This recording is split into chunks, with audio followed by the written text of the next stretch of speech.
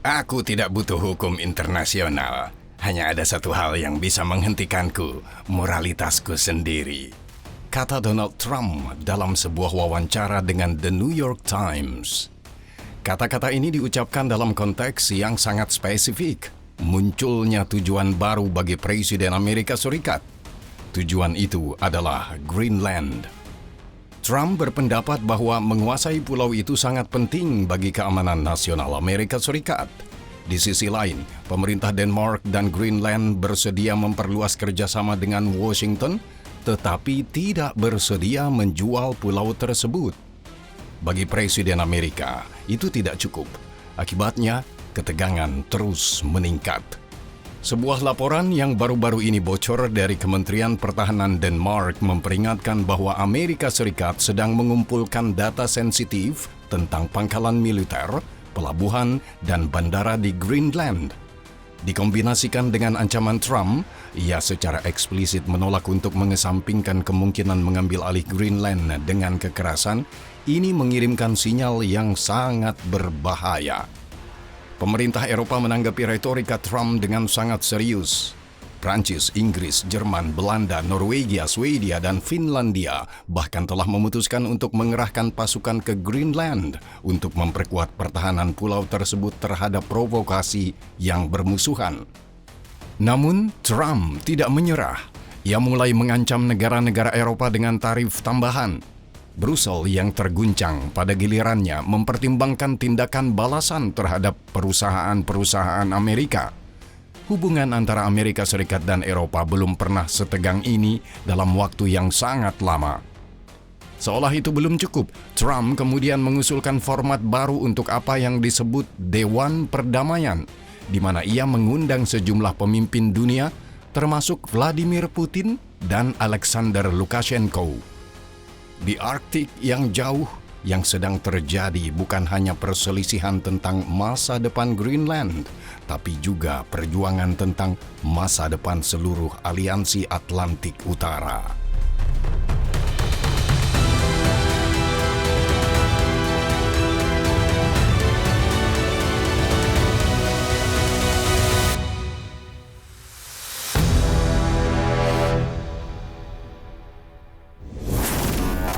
Donald Trump bukanlah orang Amerika pertama yang berupaya menguasai Greenland. Asal mula ketertarikan Amerika Serikat terhadap pulau itu bermula sejak tahun 1867 ketika Menteri Luar Negeri William Seward, orang yang sama yang menegosiasikan pembelian Alaska dari Rusia, mengusulkan perluasan perbatasan Amerika dengan membeli Greenland dan Islandia dari Kerajaan Denmark. Meskipun rencana tersebut akhirnya gagal, usulan Seward meninggalkan jejak yang abadi dalam pemikiran strategis Amerika. Sejak saat itu, Greenland mulai dipandang sebagai perpanjangan alami dari benua Amerika Utara dan bagian kunci dalam melengkapi dominasi Amerika Serikat atas belahan barat. Amerika Serikat hampir berhasil memperoleh Greenland selama masa kepresidenan Harry Truman. Selama Perang Dunia Kedua, pulau itu berada di bawah kendali militer Amerika dan ketika konfrontasi dengan Uni Soviet semakin dekat, Washington bertekad untuk mempertahankannya secara permanen. Pada tahun 1946, pemerintahan Truman secara resmi menawarkan Denmark $100 juta dalam bentuk emas untuk pulau tersebut. Yang menarik, proposal Amerika Serikat juga mencakup opsi alternatif. Pertukaran wilayah Greenland yang strategis dengan wilayah kaya minyak di dekat Point Barrow di Alaska yang saat ini merupakan lokasi ladang minyak terbesar di Amerika Utara.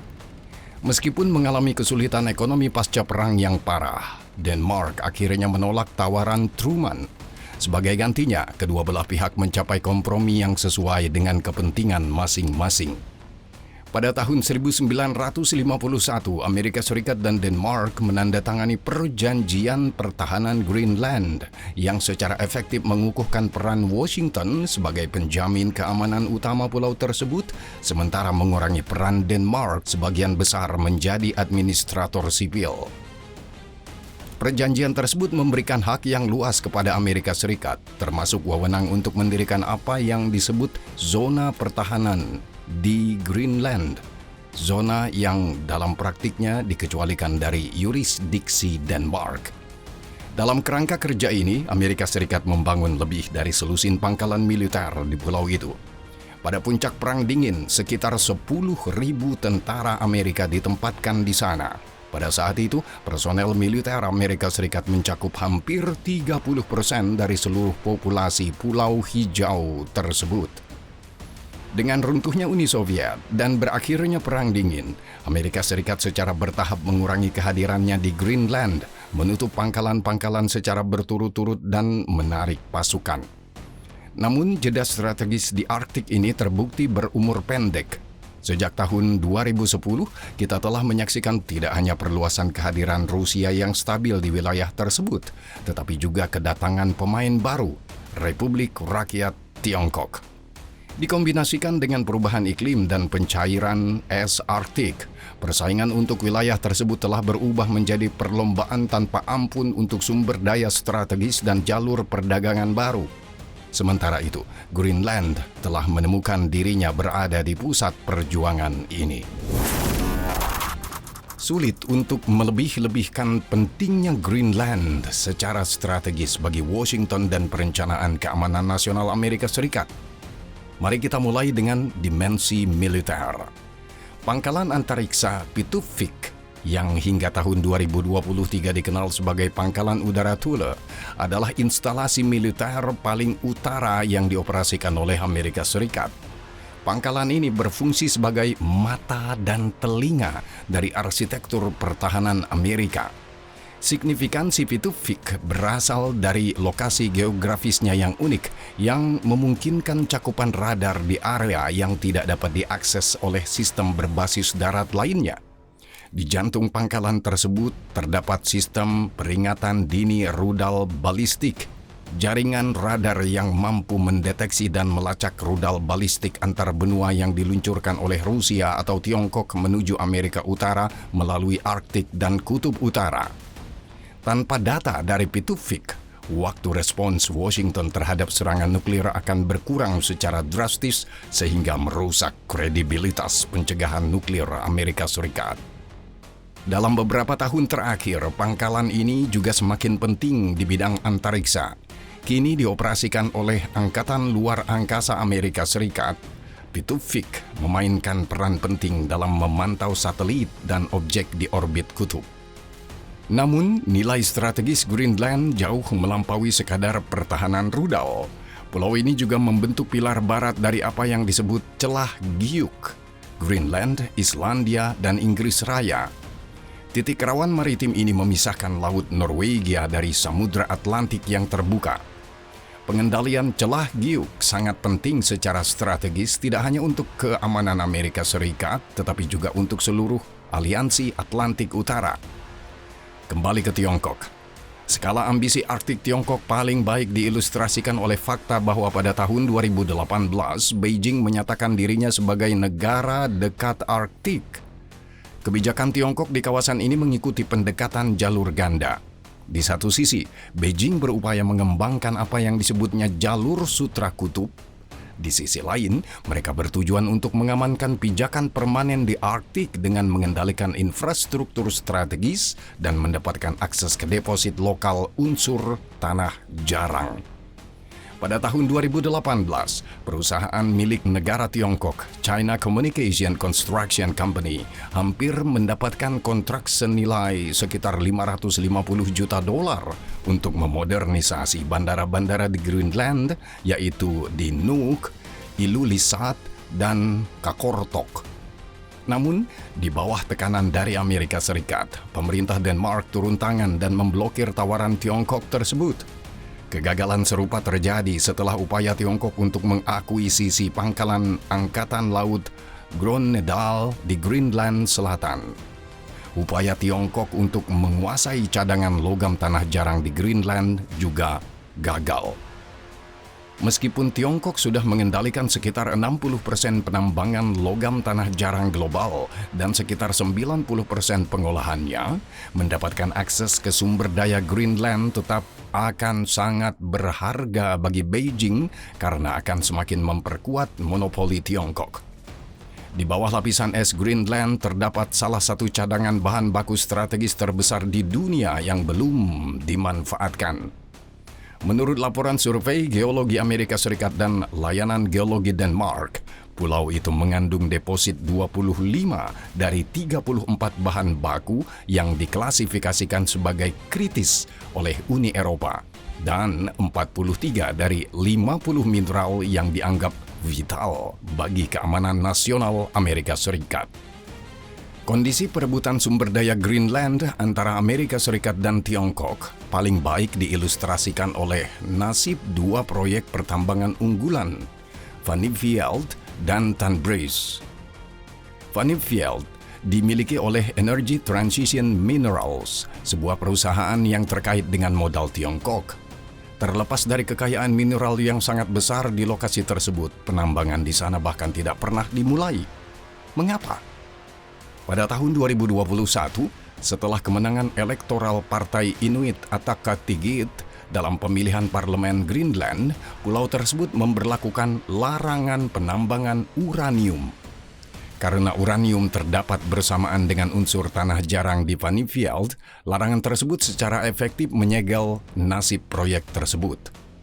Meskipun kekhawatiran lingkungan menjadi pembenaran resmi, para analis menunjukkan kepuasan diam-diam Washington karena telah memblokir akses Tiongkok, terutama mengingat proyek penambangan besar kedua, Tanbreez, yang didukung oleh modal Amerika, telah berjalan dengan kecepatan penuh.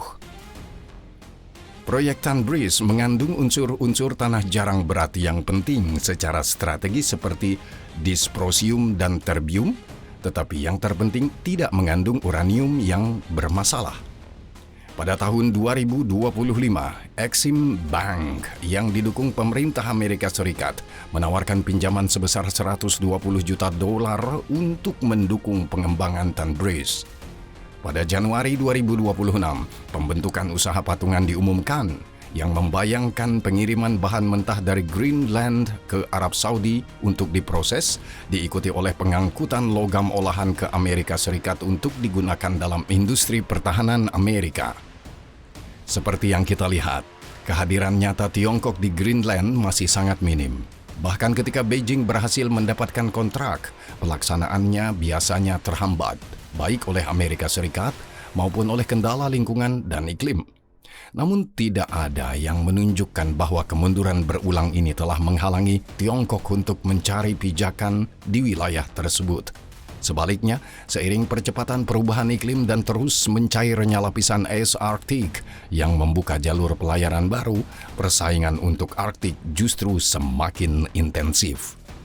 Pada saat yang sama, Moskow berinvestasi besar-besaran dalam infrastruktur jalur laut utara yang membentang di sepanjang garis pantai utara Rusia dan merupakan bagian dari jalur timur laut yang menghubungkan Atlantik dan Pasifik.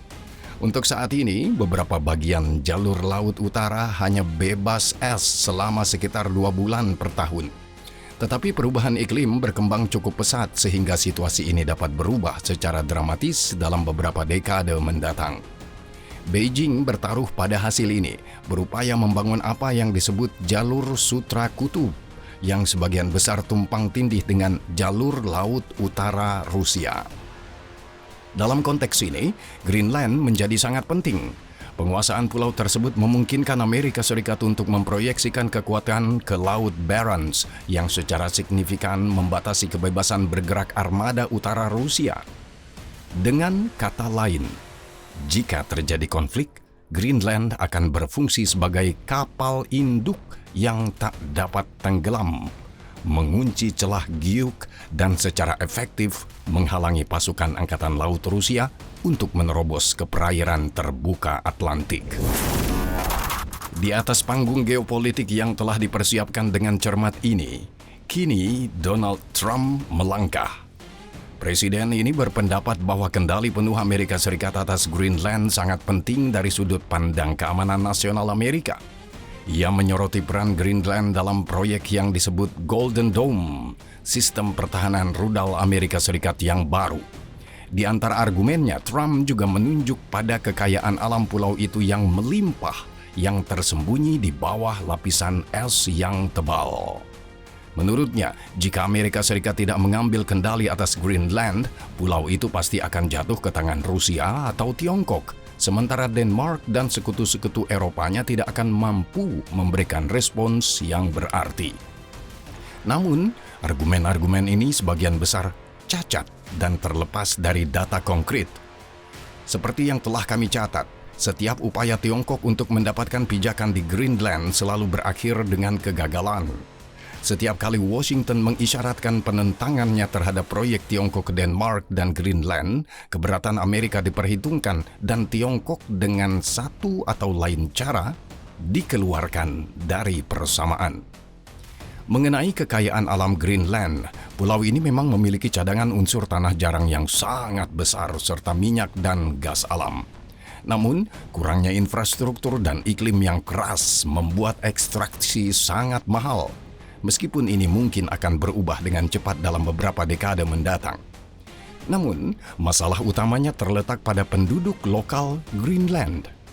Berdasarkan Undang-Undang Pemerintahan Sendiri Greenland tahun 2009, penduduk pulau tersebut memiliki hak eksklusif untuk mengelola dan memanfaatkan sumber daya alam mereka.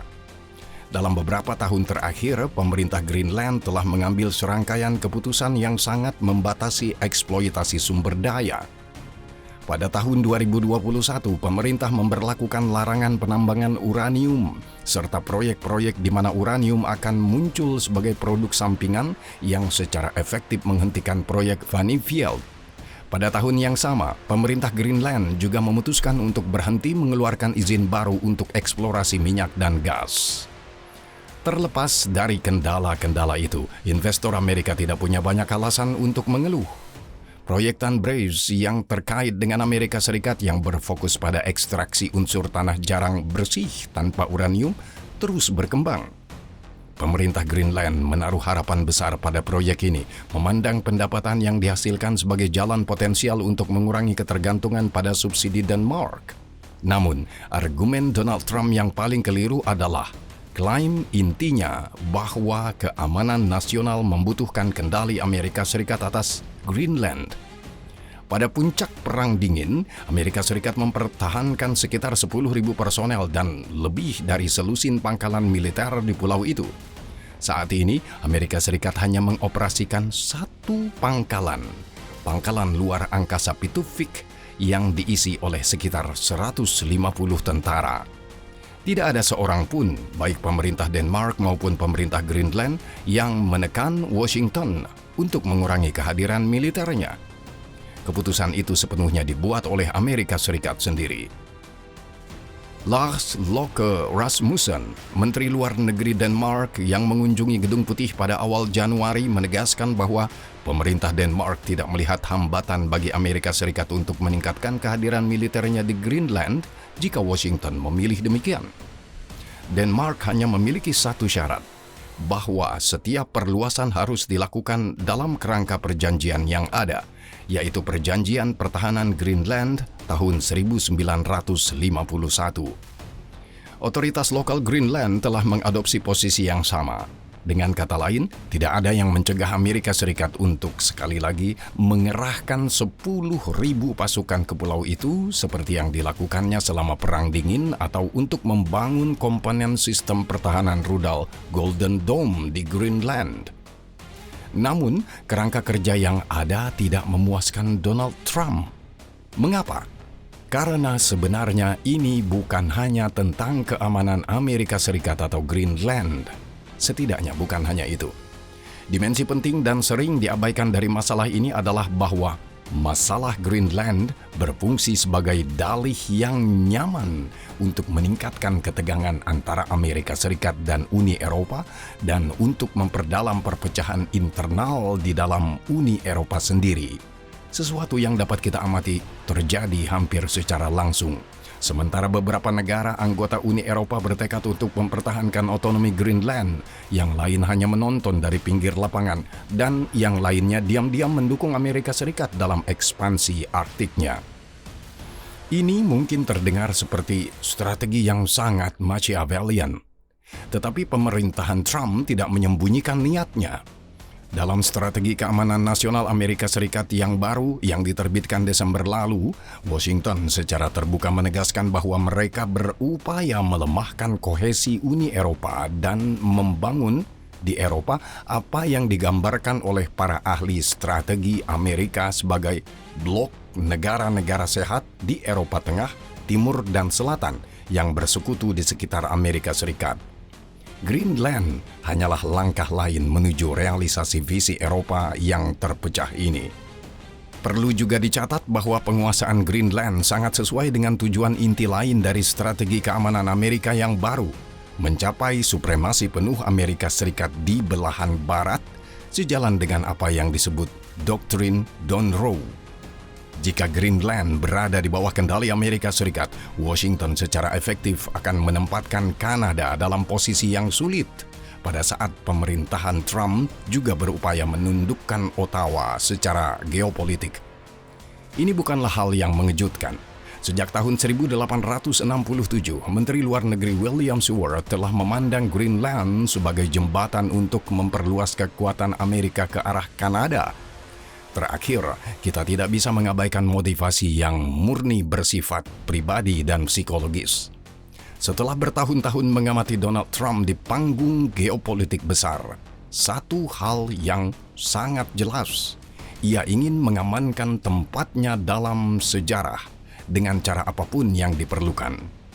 Hadiah Nobel Perdamaian mungkin terdengar menarik, tetapi menjadi presiden yang memperluas wilayah Amerika Serikat sebesar 22% melalui Greenland saja, atau bahkan hingga 124% Greenland ditambah Kanada, akan menjamin tempatnya di puncak jajaran tokoh Amerika, setidaknya dalam imajinasi Trump sendiri. Realitas ini menggarisbawahi kebenaran yang menyedihkan. Dorongan egois dan pribadi semata dapat membentuk nasib dunia sekuat kekuatan abadi seperti geografi, demografi, atau teknologi. Bagi 57.000 penduduk Greenland, sebagian besar adalah Inuit, lonjakan minat global yang tiba-tiba terhadap pulau mereka merupakan pedang bermata dua. Keinginan akan kedaulatan penuh dari Denmark sangat kuat. Jajak pendapat yang dilakukan pada tahun 2025 menunjukkan bahwa sebanyak 84% penduduk Greenland mendukung kemerdekaan. Namun, mengganti ketergantungan pada Denmark dengan ketergantungan baru pada Amerika Serikat hanya mendapat sedikit dukungan publik. Ketika ditanya negara mana yang lebih mereka sukai untuk bersekutu secara politik, 85% responden mengatakan mereka lebih menyukai hubungan longgar dengan Copenhagen daripada penggabungan oleh Washington. Oleh karena itu, Perdana Menteri Greenland, Jens Frederik Nielsen, sedang berada dalam posisi yang sulit. Ia dengan tegas menolak gagasan untuk menjual pulau itu sambil menekankan bahwa Greenland terbuka untuk bisnis dan ingin bekerja sama dengan Amerika Serikat atas dasar kemitraan. Melihat hal ini sebagai peluang untuk pembangunan daripada subordinasi. Hambatan utama dalam perjalanan menuju kemerdekaan adalah ekonomi. Greenland masih bergantung pada subsidi tahunan dari Denmark yang pada tahun 2025 berjumlah sekitar 600 juta dolar. Transfer tersebut mencakup lebih dari 50% pendapatan publik Greenland dan sekitar 20% PDB pulau tersebut. Tanpa itu, mempertahankan tingkat layanan publik saat ini, pendidikan, perawatan kesehatan akan menjadi tidak mungkin. Pada saat yang sama, survei secara konsisten menunjukkan bahwa penduduk Greenland hanya mendukung kemerdekaan jika hal itu tidak menyebabkan penurunan standar hidup mereka. Washington telah mengisyaratkan bahwa mereka dapat menanggung beban keuangan untuk mempertahankan pulau tersebut. Investasi di bidang pertambangan dan pariwisata, menurut argumen tersebut, dapat menggantikan subsidi Denmark. Namun, para ahli memperingatkan bahwa bahkan ekspansi pertambangan yang cepat pun kemungkinan tidak akan mampu mengisi kekosongan yang ditinggalkan oleh transfer dana Denmark dalam waktu dekat. Retorika agresif Donald Trump telah menempatkan Denmark dalam keadaan krisis. Perdana Menteri Mette Frederiksen berupaya mencapai keseimbangan yang rumit, membela otonomi Greenland sambil mencoba menjaga hubungan baik dengan Amerika Serikat. Bagi Copenhagen, kehilangan Greenland akan menjadi bencana geopolitik yang akan mereduksi Denmark dari kekuatan Arktik menjadi negara kecil di Eropa. Upaya Denmark didukung oleh Uni Eropa yang semakin khawatir dengan meningkatnya ketegangan di Arktik. Brussels berencana untuk menggandakan pengeluaran untuk Greenland menjadi 530 juta euro antara tahun 2028 dan 2034 dengan tujuan untuk menempatkan pulau itu lebih kuat di dalam Eropa. Dana Uni Eropa akan diarahkan untuk pengembangan sumber daya alam berdasarkan model pembangunan berkelanjutan yang disajikan sebagai alternatif dari pendekatan Washington yang lebih transaksional. Namun, diragukan bahwa inisiatif Eropa ini akan mengekang ambisi ekspansionis Donald Trump. Di dalam Gedung Putih, berbagai skenario sedang dirancang mengenai bagaimana kendali atas Greenland dapat dicapai, mulai dari penawaran pembelian, tekanan ekonomi, hingga paksaan langsung. Dari perspektif Washington, opsi yang paling menguntungkan adalah pembelian langsung Greenland. Namun bagi Copenhagen maupun Nuuk tidak bersedia menyetujui kesepakatan seperti itu. Skenario damai lainnya melibatkan Greenland yang mendeklarasikan kemerdekaan dari Denmark dan kemudian menandatangani perjanjian asosiasi bebas dengan Amerika Serikat. Di bawah pengaturan seperti itu, Greenland akan memasuki lingkup pengaruh Amerika dengan ketentuan yang mirip dengan yang mengatur negara-negara Kepulauan Pasifik seperti Palau atau Kepulauan Marshall. Namun, seperti yang ditunjukkan oleh data jajak pendapat, opsi ini kurang mendapat dukungan publik di Greenland. Amerika Serikat memang memiliki alat lain yang dapat digunakan. Salah satu jalan yang mungkin ditempuh adalah apa yang disebut aneksasi ekonomi, di mana ekonomi Greenland secara bertahap diserap oleh modal Amerika. Dengan membiayai infrastruktur penting dan ekstraksi sumber daya, Washington dapat meminggirkan Copenhagen dari waktu ke waktu, menciptakan situasi di mana Greenland, meskipun secara formal telah menjadi bagian dari kerajaan Denmark, pada praktiknya akan berfungsi sebagai protektorat ekonomi Amerika Serikat. Terakhir, Washington dapat memilih langkah-langkah yang lebih eskalatif. Pemerintahan Trump telah memberi sinyal kesediaan untuk menerapkan paksaan ekonomi terhadap Denmark. Presiden mengumumkan bahwa Denmark, bersama dengan negara-negara Eropa lainnya yang telah mengirim pasukan ke Greenland, akan menghadapi tarif 10% mulai 1 Februari dan meningkat menjadi 25% pada 1 Juni. Diragukan bahwa ini akan mematahkan perlawanan Eropa. Sebagai tanggapan, pemerintah Uni Eropa telah mulai membahas pengaktifan apa yang disebut instrumen anti-paksaan, sebuah opsi nuklir ekonomi yang jika diterapkan akan membatasi akses perusahaan Amerika Serikat ke Eropa dan menimbulkan kerugian miliaran dolar. Namun, Presiden Trump tampaknya sama bertekadnya terhadap Greenland dan tidak mengesampingkan penggunaan kekuatan untuk menguasai pulau tersebut.